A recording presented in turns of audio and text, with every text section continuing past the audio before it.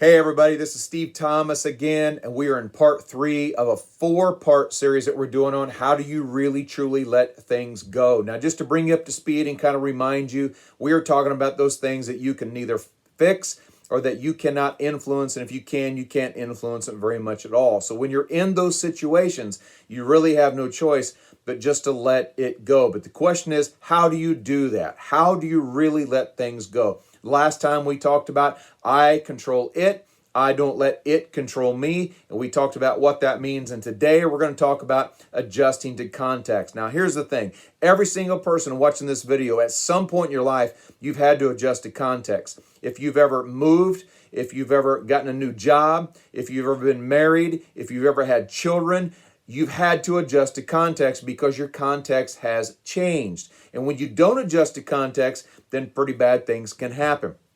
5 weeks ago, when this whole thing started, in a 10-day span, I had 17 sessions canceled or postponed. Now, here's the thing.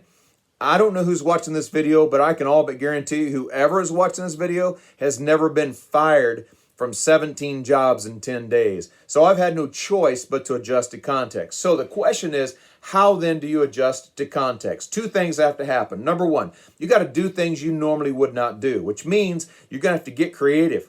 And you're going to do things like Zoom sessions, and you're going to work from home, and you're going to get creative and make things happen however you got to make things happen. And it just really is fun for me to watch some of the cool things that are posted on social media and posted on YouTube that people are doing right now to adjust to context and just getting creative and making things work and really kind of having fun with it. One of the best that I've seen is a girl who got engaged and wanted so badly to share her engagement with her grandpa, but he was in a nursing home. And so she shows up to the nursing home and talks to him outside of the window to his room, shows him the ring, and they had a really cool moment. If you haven't seen that, I would challenge you to kind of search that somewhere on YouTube and watch that. Here's the thing. You wouldn't normally do that. If you ever do that in normal times, show up to nursing homes and talk to people through windows, there's a high chance you could get arrested for window peeping. It probably wouldn't turn out the way you think it's going to turn out. But she adjusted to her context and she made it work and she got creative. So number one, you got to do things you normally wouldn't do. Number two, you got to pay attention to what is important right now. Now, here's the deal. We are in a time in which the essentials are getting separated from the peripherals. And this really hit me about 3 weeks ago when our governor came on and he said, look, we're going to shut down all the non-essential businesses all across the state of Illinois. So they did. I didn't know for sure what essential or non-essential businesses were, but we soon found out. But what hit me at that time was that we are going to soon learn what is important and what is not important, what is an essential and what's a peripheral. And we spend so much time of our lives just getting lost in the peripherals. Now, trust me, the peripherals are fun. The peripherals bring some sort of enjoyment. The peripherals sometimes are just unnecessary things that we get caught up in that don't really matter. Now we're learning what really is important. And our Starbucks in our town, in Springfield where I live, all 5 of our Starbucks are completely shut down. I don't mean that they're shut down like nobody can go in. I mean there's no drive-through or anything going on. I'm learning real quick what is essential and what is a peripheral. Although it could be argued that Starbucks for me is actually an essential, but that's a whole nother conversation for a whole nother time. About 4 years ago, Deb and I went on a 4-week road trip.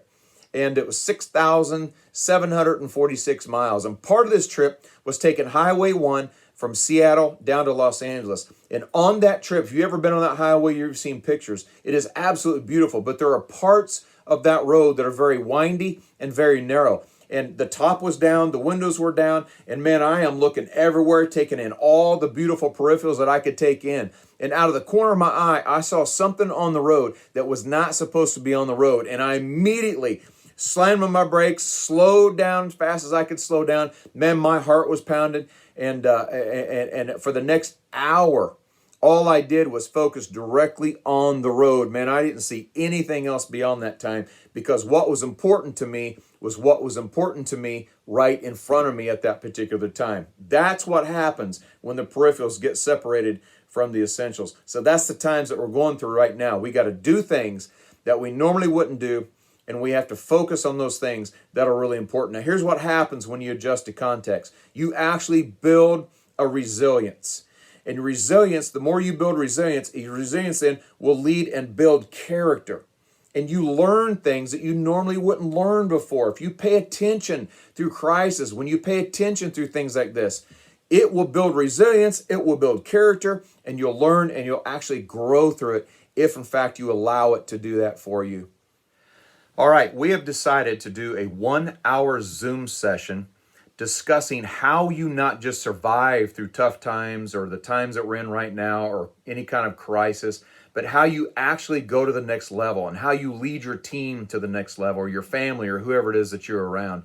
Is very, very cool stuff that we're going to be chatting about. We're going to call this is the Time. Do not waste a good crisis. We're doing this Tuesday, May 5th. It's going to be at 11 a.m. Central Time. It's going to be for 1 hour, and it is free. So you can invite anybody you want to invite. And if you are interested in attending this at all, you can email me for the link at stevethomas3030@hotmail.com. All that information is going to come up at the end of this video, so you can copy it down. Hey, as always, I hope this has made sense to you, and I hope it's been helpful, and I hope it's been encouraging to you. I'll see you next time around.